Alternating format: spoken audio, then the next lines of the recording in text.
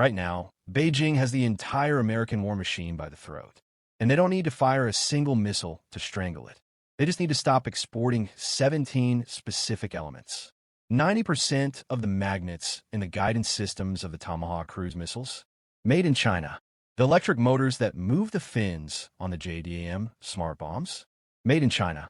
The stealth coating and radar systems on the F-35 Lightning II, dependent on supply chains that start in Inner Mongolia. If Xi Jinping decides to pull the resource kill switch tomorrow, the United States military, the most powerful fighting force in human history, grinds to a halt in less than 6 months. No guidance chips, no night vision, no nuclear submarines. This is not a hypothetical scenario. This is the reality of 2026. And this is why Donald Trump is willing to pay any price, political, financial, or military, to secure a frozen island that most people can't even find on a map. Greenland. You might remember when people laughed at the idea of buying Greenland in 2019. They called it absurd. Nobody is laughing now, because beneath 2 miles of ice lies the only thing that can break China's chokehold, the periodic table of the future. In this video, I'm going to explain why 2026 is the absolute deadline. We're going to connect the dots between the raid in Venezuela, the pressure on Denmark, and a silent war for the Arctic. I will show you the classified strategy known as Fortress America, the plan to decouple from the world and lock down the Western Hemisphere. And most importantly, I'm going to show you what this resource war means for your portfolio.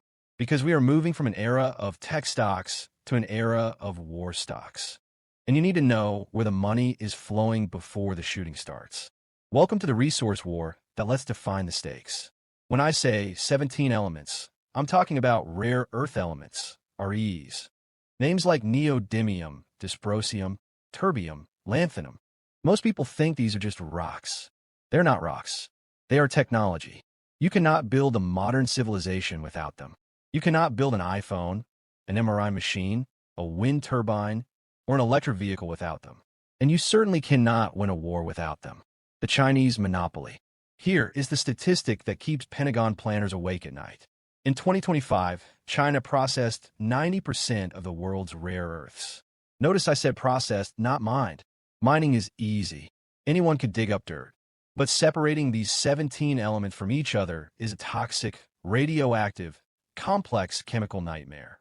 While the U.S. was busy offshoring its industry in the 1990s to save a few pennies, China played the long game. They subsidized the industry. They ignored the environmental cost. They drove every competitor out of business. Deng Xiaoping said in 1992, "The Middle East is oil. China has rare earths." He was telling us the plan 30 years ago. We just didn't listen. Now look at the timeline. 2010. China cuts off rare earth exports to Japan over a territorial dispute. Japan surrenders in weeks. 2023. China restricts gallium and germanium exports, critical for chips. 2025. China announces strict export controls on antimony, used in ammunition and night vision. The noose is tightening. The kill switch is being tested. This is why 2026 is the deadline. The U.S. intelligence community estimates that by 2027, China will be militarily ready for a Taiwan scenario. If the U.S. does not secure an independent supply chain of these 17 elements before 2027, we cannot fight. We literally run out of ammo. This brings us to the solution. The ice. You have been looking at the map wrong your whole life. On a flat Mercator projection map, Greenland looks like a useless wasteland on the periphery. But take a globe and look from the top down. Look from the North Pole. This is the polar view. From this angle, Greenland isn't remote. It is central. It sits right between North America, Russia, and Europe. It controls the access to the Atlantic Ocean. And buried under the Kvanefjeld project in southern Greenland lies the largest undeveloped deposit of rare earths and uranium on the planet. The math of Kvanefjeld. According to the U.S. Geological Survey and Australian mining data, this single site contains enough rare earth oxides to supply the entire Western Alliance for 150 years. Enough neodymium to break China's magnet monopoly.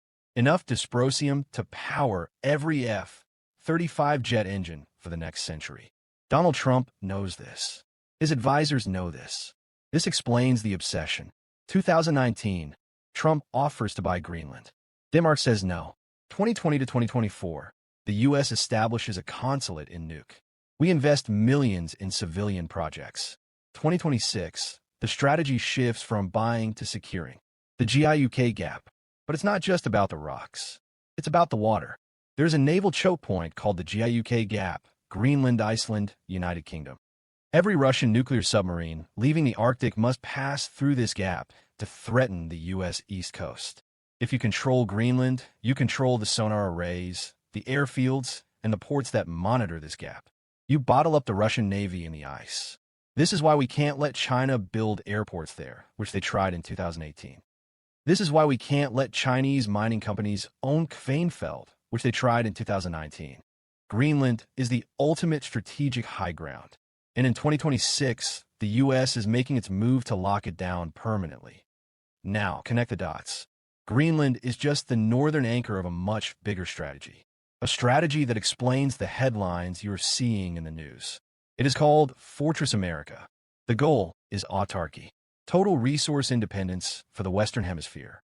If the world goes to war, if the shipping lanes across the Pacific are cut, the Americas must be able to survive and fight alone. The southern anchor, Venezuela. On January 3rd, 2026, U.S. forces conducted a raid in Caracas, removing Maduro. The media called it restoring democracy.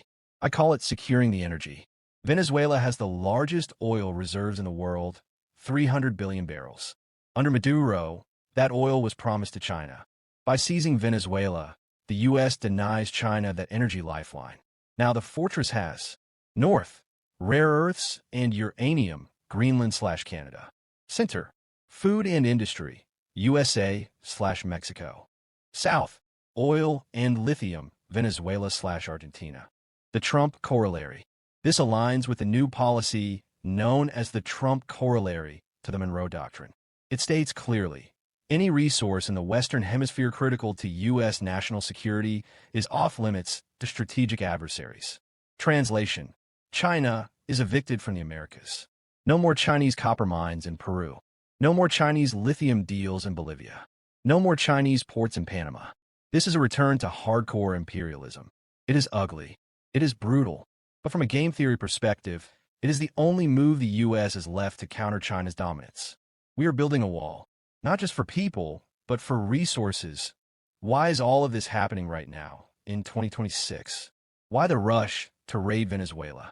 Why the sudden pressure on Denmark? Because of the window of vulnerability. Military analysts have identified the years 2025 to 2027 as the danger zone.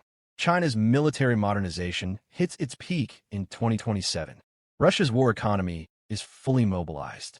Meanwhile, the U.S. military is struggling with aging ships and, crucially, this supply chain dependency. If we don't fix the rare earth problem by 2027 and a war starts over Taiwan, we lose. We cannot surge production of missiles if we don't have the magnets. We cannot repair ships if we don't have the alloys. Building a rare earth processing chain takes 5 to 10 years in peacetime. We don't have 10 years we are doing it in 2 years using wartime urgency. That means cutting environmental regulations. That means seizing assets. That means forcing allies like Denmark to cooperate or get out of the way. This is why 2026 is the deadline. It is the last exit on the highway before the cliff. The madman strategy is about securing the supplies before the bluff is called. What does this mean for you, the investor, the citizen? It means the era of deflationary globalization is dead. 1. Structural inflation, the freedom premium. For 30 years, we outsourced pollution and labor to China to get cheap electronics. Now we are bringing it home. Processing rare earths in the U.S. or Greenland is expensive. We have labor laws. We have safety standards. This means the cost of everything high-tech, EVs, phones, MRI machines, is going up. Inflation will be sticky at 4 to 6%. This is the freedom premium. You are paying for supply chain security. 2. The commodities supercycle.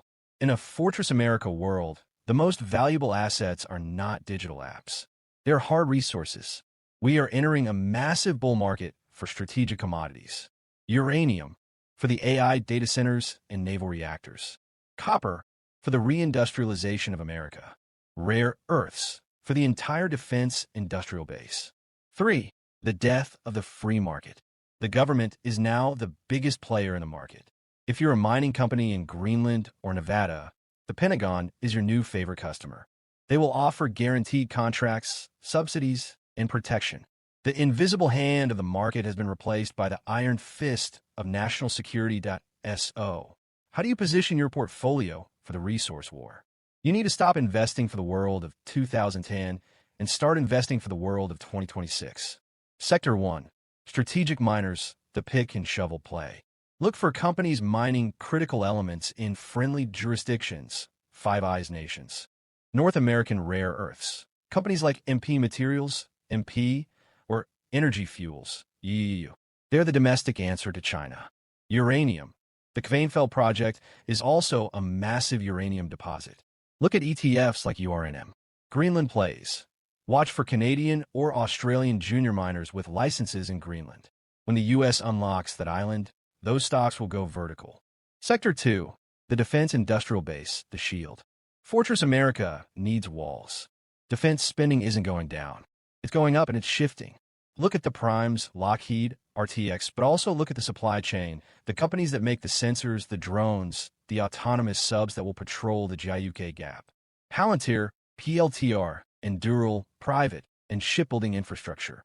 Sector 3. Energy security, the engine. The fortress needs power. Oil and gas are not going away. They're the strategic reserve. U.S. energy majors, Exxon, Chevron, are protected assets. But the growth is in nuclear. The fortress will run on small modular reactors, SMRs. Sector 4. Hard money, the hedge. If the world fragments into trading blocks, the dollar becomes a weapon. Other nations will stack gold. You should too. Gold is the only neutral money in a resource war. History has returned. We spent 30 years thinking that trade would prevent war. We were wrong. We thought we could build an economy on apps of financial services while outsourcing the dirty work of mining and processing to our rivals. That was a fatal mistake. Now the bill has come due. The rush for Greenland, the raid in Venezuela, the tension in the Taiwan Strait. It is all one story. It is the story of an empire scrambling to secure the physical foundations of its power before the clock strikes midnight. 2026 is the deadline. The 17 elements are the key, and Fortress America is the strategy. The world is getting smaller, harder, and more dangerous. But for those who see the map clearly, there is opportunity in the chaos. Don't bet against the empire when it's fighting for its life. If you want to see my deep dive report on the specific uranium and rare earth stocks I'm buying for this super cycle, make sure you are subscribed. We are watching history happen in real time. Stay safe, stay strategic, and watch the ice.